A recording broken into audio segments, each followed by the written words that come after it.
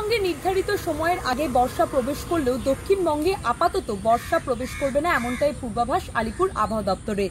আগামী 12 তারিখের পর বোঝা যাবে যে কবে পাকাপাকিভাবে বর্ষা প্রবেশ করবে।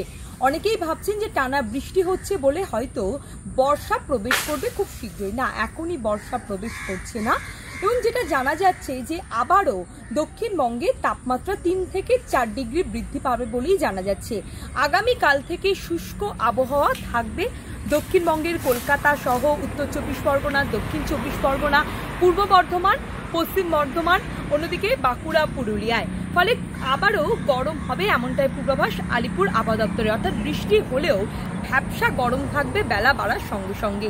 পাশাপাশি যদি দক্ষিণবঙ্গ থেকে উত্তরবঙ্গের দিকে যায়, উত্তরবঙ্গেও আজকে কিছুটা বৃষ্টির পরিমাণ কমতে পারে। কিন্তু উপরের যে 5 জেলা রয়েছে আলিপুরদুয়ার, দার্জিলিং, জলপাইগুড়ি, কালিম্পং এবং এখানে এই 5 জেলাতে বৃষ্টির সম্ভাবনা রয়েছে, তার সঙ্গে বইবে ঝোড়ো হাওয়া।